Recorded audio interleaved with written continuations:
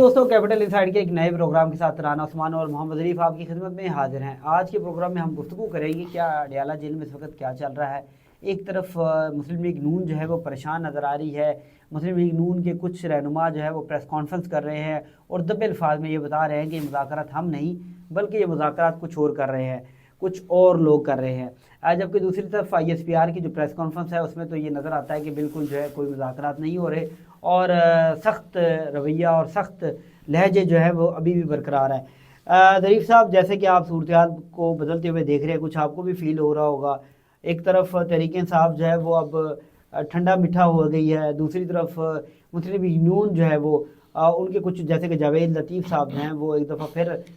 وہ بیانیہ دے رہے ہیں کہ یہ مذاکرات جو ہیں وہ زبردستی کروائے جا رہے ہیں اور یہ ہے وہ ہے۔ یہ اصل میں چل بھائی کیا جان، رہا ہے؟ کل میں حنیف عباسی صاحب کے گھر میں گیا تھا تو وہ حنیف عباسی صاحب نے کہا کہ یہ مذاکرات وغیرہ کچھ بھی نہیں ہے۔ تو اب حنیف عباسی صاحب بھی اسٹیبلشمنٹ کے قریب ہیں اور آپ کو پتہ ہی ہے، تو میاں جاوید لطیف صاحب کے حوالے سے جو آپ بتا رہے ہیں وہ تو شروع سے ہی جو آپ نے دیکھا ہے، ان کو نون لیگ جو ہے ہمیشہ اسٹیبلشمنٹ کے خلاف اپنے بیانی کے مطابق جو ہے نا وہ لوگ استعمال کرتے ہیں۔ تو اس چیز کو تو بہرحال اب جو ہے وہ دیکھنا ہوگا کہ یہ جو معاملات ہیں وہ کس حساب میں چل رہے ہیں۔ بہرحال میں آپ کو بتاتا ہوں کہ حنیف عباسی صاحب بھی اور یہ نون لیگ نے رکھا ہوا ہے، ایک طرف ان کے وزراء جو ہے وہ خیر مقدم کر رہے ہیں جو ہے وہ اس سارے معاملے کا، دوسری طرف جو ہے وہ نون لیگ کے میاں جاوید لطیف ڈبل پالیسی اپنائی ہوئی ہے نون لیگ نے۔ بیسکلی نون لیگ اب اسٹیبلشمنٹ کے ساتھ بھی ڈبل پالیسی پہ ہے، اس کو پتہ ہے اسٹیبلشمنٹ بھی شروع سے ہمیشہ سے ڈبل پالیسی اپناتی ہے، وہ نون لیگ کو بھی ساتھ رکھتے ہیں، اب وہاں سے پی ٹی آئی کے ساتھ مذاکرات بھی کر رہے ہیں۔ ایک طرح جو آئی ایس پی آر کی پریس کانفرنس تھی اس میں کہا گیا کہ کچھ اب D G I S P R کھول کے تو نہیں کہہ سکتے نا جی کہ اندر جو ہے وہ مذاکرات چل رہے ہیں، لیکن رانا صاحب مذاکرات تو چل رہے ہیں، آپ کو پتہ ہے۔ اور یہاں تک بتایا جا رہا ہے کہ عمران خان صاحب کو اڈیالہ جیل میں بڑی اہم ترین ایک جو ہے وہ میں ایک بڑے عام ترین ایک شخصیت سے بات ہو رہی تھی، تو اس کا کہنا تھا کہ عمران خان صاحب کو جیل میں جا کر باقاعدہ ان کو آفر ہوئی ہے کہ جی آپ بنی گالہ آ جائیں، باقی معاملات دیکھیں گے۔ تو کہتے ہیں عمران خان نے صاف انکار کیا، انہوں نے کہا جی پہلا میرا کارکن چھوڑے، آپ جتنے میرے کارکن کو چھوڑے پھر میں چلا جاؤں گا، اس کے بعد میں چلا جاؤں گا بنی گالہ۔ تو یہ بھی بات کہی جا رہی ہے کہ جی عمران خان کو کہا گیا کہ آپ بالکل خاموش ہوں گے، سیاسی بات کچھ نہیں کریں گے تو تبھی جو ہے۔ اب مسئلہ ہے کہ عمران خان کو بھی ویسے مسئلے میں آتے نہیں لیکن ایک مسئلے میں ان کو آنا پڑ رہا ہے کہ عمران خان کا جو عام کارکن جیلوں میں قید ہے اور ظاہر ان کے والدین یہ وہ ایک دباؤ تو ہوتا ہے پارٹی کے اوپر کہ یار آپ نے پارٹی لیڈرشپ نے جو ہے وہ کیا کیا ان بچوں کے لیے، جو بچے جو ہے وہ عمران خان کے لیے باہر نکلے، جو بچے پاکستان تحریک انصاف کے لیے باہر نکلے، ان کے لیے اب پارٹی کو اپنا کچھ نہ کچھ اسٹانس تو لینا پڑے گا، کیونکہ ظاہر ہے کارکن کی اگر جو ہے وہ عزت نہیں ہوگی، کارکن کا جو ہے وہ خیال نہیں رکھا جائے گا، وہ کارکن جو ڈائی ہارٹ ہے، جس نے گولیاں کھائی، جو پی ٹی آئی کے لیے باہر نکلا، جو جیل کے اندر گیا، اب ان کارکنوں کے لیے اگر پارٹی اپنے آپ کو اسٹانس کو تھوڑا سا یعنی جو وقتی جو اسٹانس اس سے پیچھے نہیں ہٹتی ان کی رہائی کے لیے، وہ پارٹی تو ختم ہو جائے گی جی۔ تو اس لیے اور اخلاقی طور پہ بھی یہی بنتا ہے کہ پارٹی کہ وہ ورکر جو پارٹی کے لیے جان قربان کی سڑک پہ آیا، اس کے لیے بہرحال مذاکرات تو کرنے، تو پی ٹی آئی نے تو مذاکرات کر رہے تھے۔ اب نون لیگ والوں کی جو ہے وہ سمجھ سے باہر ہے، کچھ وزراء جو ہیں وہ بڑے خیر مقدم کر رہے ہیں۔ نہیں، حنیف عباسی کا آپ نے کہا، انہوں نے کہا کوئی مذاکرات نہیں ہے۔ حنیف عباسی صاحب نے ہمارے ساتھ بیٹھے ہوئے تھے تو انہوں نے ہاتھ ہلایا، انہوں نے کہا نہیں جی کوئی مذاکرات نہیں ہے۔ اور حنیف عباسی صاحب نے تو باقاعدہ دبے الفاظ میں دھمکی بھی دی ہے کہ اگر 9 مئی کے معاملے پر آپ عمران خان کو چھوڑ دیتے ہو اور ان کے لوگوں کو چھوڑ دیتے ہو تو پھر حنیف عباسی صاحب کا کہنا تھا کہ آپ ٹی ٹی پی کے جو لوگ ہیں آپ ان سے بھی مذاکرات کر لیں، آپ خوارج سے بھی کر لیں۔ اصل میں دیکھیں، مذاکرات کے بغیر جو ہے وہ ملک اسی طرح ڈاماڈول رہے گا، سیاسی صورتحال جو ہے وہ اسی طرح پریشان کن رہے گی اور اسٹیبلٹی نہیں آئے گی۔ جیسے کہ مختلف طریقے، کیونکہ تحریک انصاف کے بڑے فالورز ہیں، تو تحریک انصاف کی جانب سے اور عمران خان کی جانب سے مختلف قسم کے جو بیانات سامنے آتے ہیں، اس سے اکانومی کو بڑا نقصان ہوتا ہے، اور نہ صرف اکانومی کو نقصان ہوتا ہے تو اس سے جو عام آدمی ہے اس کی صورتحال ابتر سے ابتر جو بدتر سے بدتر کی طرف جا رہی ہے،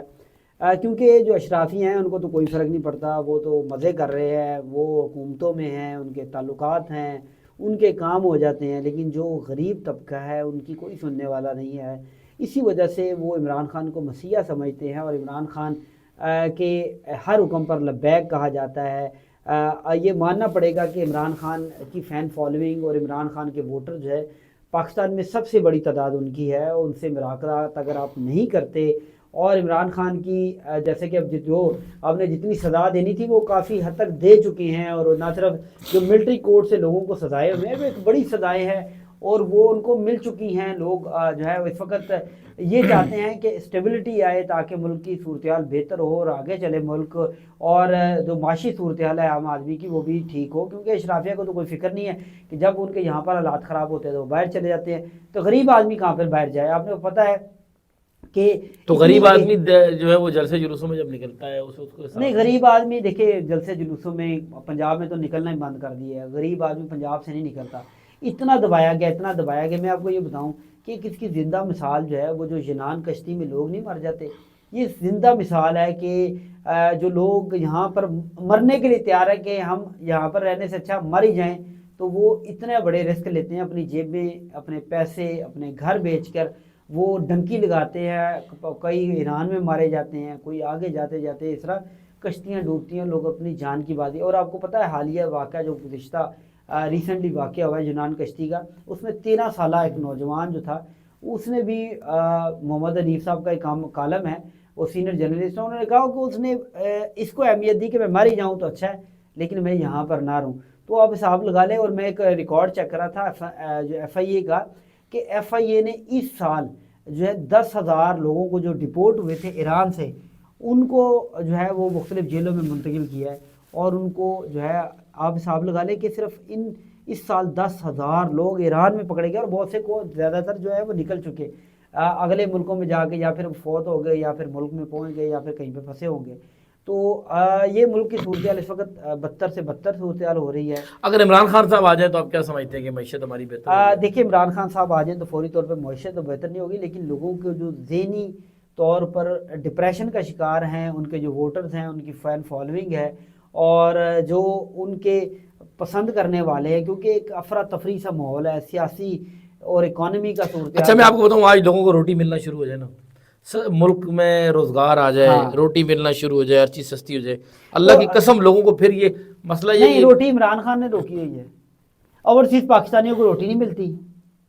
اوورسیز پاکستانی عمران خان کے ساتھ کیوں بتائے نا جی, جواب دیں. وہ اس لیے کہ انہیں اپنے وطن سے دور رہ کے کام کرنا پڑتا ہے, اور نون لیگ جو ہے وہ 4 باریاں 5 باریاں, اب تو 5ویں باری کر دو, پیپلز پارٹی بھی 3-4. لیکن وہ اوورسیز پاکستانیوں کو سب سے بڑا مسئلہ اوورسیز کی ہر پاکستانی سے ملا, وہ ہر پاکستانی یہ چاہتا ہے کہ میں اپنے وطن جا کے کچھ کروں. ہاں یہ, لیکن وہ دیکھیں یورپ سے تو ادھر وطن میں آ کے کچھ نہیں کو کرے گا, لیکن دل میں خواہش سب کی ہوتی ہے. یہ اصل میں لوگ جب دیکھتے ہیں کہ وہاں پر قانون کی عملداری, کیونکہ آپ ادھر سے جہاز میں بیٹھتے ہیں تو یہاں پر کوئی صورتحال کچھ اور, یہاں پر قانون کی عملداری نہیں ہوتی, اور جیسے آپ جہاز میں انگلینڈ اترتے ہیں یا کسی اور ملک میں اترتے ہیں تو آپ قانون کی عملداری نظر آتی ہے. لوگ چاہتے ہیں قانون کی عملداری ہو, ہمارے جو اثاثہ جات ہیں ہم نے جو خریدے ہوئے ہیں وہ ان کی حفاظت ہو. یہ نہ ہو کہ ہم باہر جائیں تو ہمیں ڈر ہو کہ پیچھے وہ قبضہ کر لے گا, مجبوری میں ہم چوکیدار فیملی کو رکھے, چوکیداری قبضہ کروا دے. تو اس وقت یہاں پر ملک میں قانون کی عملداری. عمران خان صاحب کب تک باہر آئیں گے؟ عمران خان صاحب مجھے لگتا ہے کہ 5 ماہ کے اندر اندر وہ باہر آ جائیں گے, جیسے آئیں گے تیسے آئیں گے. ڈونلڈ مجھے تو لگ رہا ہے جھچک کر رہے ہیں جب سے ٹویٹ کر رہا ہے. ڈونلڈ ٹرمپ کے بارے میں کہہ رہے جی وہ ڈونلڈ ٹرمپ حملہ نہیں کرے گا, لیکن اثر حملہ دور کی بات, ڈونلڈ ٹرمپ نے ایک دفعہ کہا نا ہیلو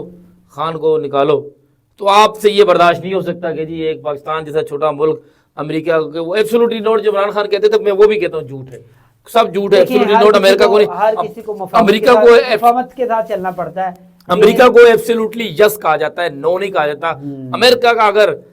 ٹرمپ جو خان صاحب کی جگہ دعا سلام تو تھی, ان کی ایک ملاقات تھی, ان کی وائف سے بھی خان صاحب کے تعلقات تھے کیونکہ وہ پرانی ایک اداکارہ ہیں. تو اگر ایک دفعہ ٹرمپ نے صرف اتنا کہہ دیا نا ہیلو بھائی خان نو کڈو, تو میرے بھائی کسی میں اتنی ہمت نہیں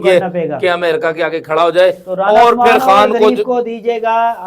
تو رانا عثمان اور ظریف کو دیجیے گا اجازت. نہیں اسی طرح لے کے چیخ کے کہنا آپ کا. تو دیجیے گا آج کے پروگرام کے ساتھ اجازت. بہت شکریہ, اللہ حافظ.